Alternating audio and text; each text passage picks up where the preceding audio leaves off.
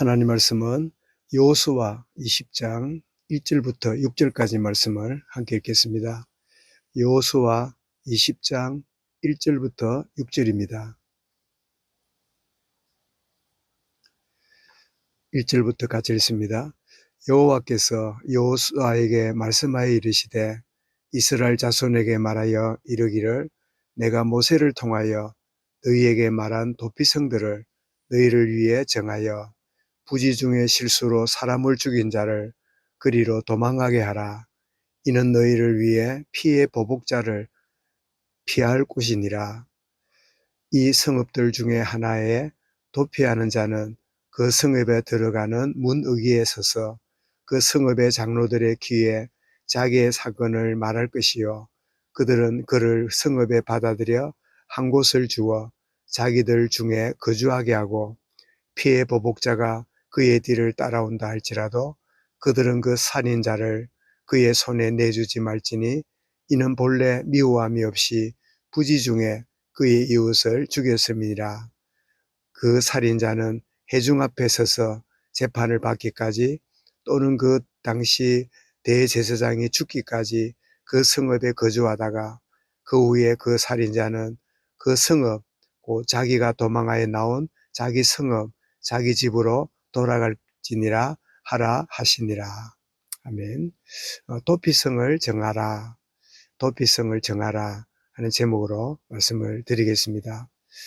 이 가나안 정복을 하고 12지파에게 땅을 다 분배를 하는 것이 19장에서 끝나게 되는데 20장에 들어오니까 여호와 하나님이 여호수아에게 도피성을 정하라, 도피성을 지정하라 라고 말씀하십니다. 이것은 이미 모세에게 말씀하신 그대로 이제 여호수아가 실행해야 되는 사실을 의미하지요.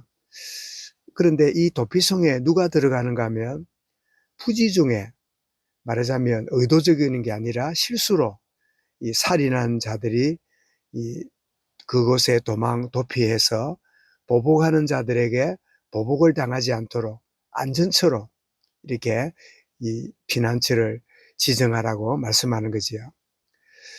그래서 이 실수로 사람을 죽인 경우에 이곳에 와서 보호를 받고 그 실수든 뭐든 간에 이 보복하려고 하는 자들이 와서 그를 죽이려 하거나 그가 이 징계하려고 할 때 보호를 받으면서 바른 재판을 받기까지 그게 머물도록 하는 것이 도피성 제도의 원리지요. 5절에 그랬습니다. 피의 보복자가 그의 뒤를 따라온다 할지라도 그들은 그 살인자를 그의 손에 내주지 말지니 이러면 사람은 법을 더 뛰어넘어서 이 분노의 감정이 모든 일을 그르치는, 그래서 이 도피처는 인간의 죄악성이 저지른 죄악보다 더 깊은 죄악성을 가지고 있는 인간의 본성을 알고는 죄를 지었을지라도 참 일정하게 보호를 받고 적절하게 재판을 받도록 하는 그 의도가 이 도피성을 만드는 이유가 되는 거지요. 피해 보복자가 그의 뒤를 따라온다 할지라도 그들은 그 살인자를 그의 손에 내주지 말지니. 그래서 6절에 보니까 재판을 받기까지 또 대제사장이 죽기까지 그 성에 머물다가 그래서 그의 판단이 되고 그 문제 해결되면 자기 그 도망온 자기 성읍으로 자기 집으로 돌아가도록 하라 라고 하는 그런 말씀입니다. 이 도피성을 준비하게 한 것은 두 가지 이유가 있죠. 하나는 인간은 보복하는 이 분노하는 심리가 있기 때문에 그 분노로부터 이 보복하려고 하는 이런 이 악한 그것으로부터 그가 도피해 있으므로 이 실수로 사람을 죽인 사람도 보호를 받지만 분노로 따라온 사람도 시간이 지나면서 이렇게 그 분노가 좀 정리가 되는, 그래서 인간의 이 보복 심리, 인간의 죄악으로부터 참 이 도피하게 만드는 그런 의도가 하나 있게 되고, 또 하나는 바른 재판을 받게 되므로 이렇게 오해가 풀리고 또 혹은 잘못된 게 있다면 처벌을 받는, 그렇게 해서 집으로 돌아가도록 하는. 그래서 우리는 이 참 감정이, 우리의 이 분노가 모든 일을 거스리는 이런 것으로부터 안전장치를 만드는 그 의도가 있음을 보게 되는데, 그런데 우리는 이 도피성을 정하라는 이 의미가 우리 이스라엘 백성이 아니라 우리는 이 다른 민족으로, 이방 민족으로 있다가 구원받은 저와 여러분인데, 이 도피성이 우리에게 의미하는 의미가 뭘까요? 오늘 찬송을 드린 것처럼 70장에 보면 피난처에 있으니 환난을 당한 자 이리 오라. 땅들이 변하고 물길이 일어나 산 위에 넘치되 두렵지 않네. 바로 이 도피성은 피난처 되시는 오실 예수 그리스도를 예표하고 있음을 보게 됩니다. 어떤 제약 가운데 있을지라도 그리스도에게 나와서 주님, 나는 죄인입니다.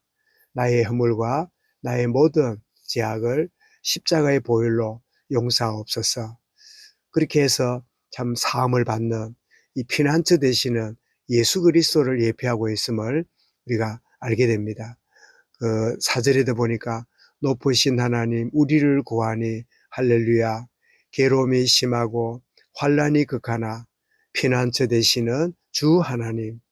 그래서 참 죄악으로 말미암아 죽을 수밖에 없는 인생인 우리가 예수 그리스도의 십자가 그늘에 나와서 참 보호를 받고 참 안식을 누리고, 수고하고 무거운 짐진 자들아 다 내게로 오라, 내가 너희를 쉬게 하리라.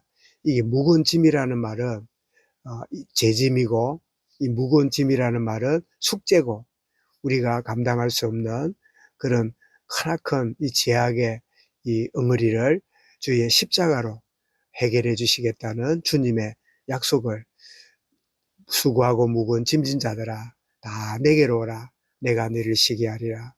그래서 우리가 살아가는 가운데 참 이 다른 이로 말미암아 받게 되는 아픔과 상처들의 이 짐이 우리에게 있기도 하고, 때로는 내가 부지 중에 말이나 행동이나 이런 것으로 인해서 또 참 상처를 받기도 하고 상처를 주기도 하는 그런 삶 가운데 우리가 살아가는데, 어떤 가운데 있을지라도 그리스도의 십자가 앞에 나와서 참 힘을 얻고 참 회복을 얻고, 그래서 내가 이런 부분까지도 주님의 십자가로 치유받는 은혜를 누리게 되고, 또 한편은 내가 한다고 했지만 내가 이런 참 실수와 이런 잘못을, 이런 아픔을, 이런 상처를 내가 주었구나. 그리스도의 십자가 은혜 안에 우리가 진정으로 알게 되면서 하나님과의 관계가 회복되어지고, 그리고 갈등하는 모든 관계가 회복이 되는 축복을 참 누리는. 그래서 야곱이 야복강에서 그 형님과의 이 갈등의 문제가 도무지 해결되지 않는 중에 버니엘의 하나님의 천사와 씨름하면서 참 그 한밤을 지내고 났더니 참 그 원수였던 그 에서와의 관계가 참 회복이 되어지고, 그래서 피난처 되시는 주님의 그늘 아래 참 회복되어지고, 은혜를 누렸던 야곱이 참 칼을 가지고 오는 그 에서와의 문제까지도 온전히 해결되어지는.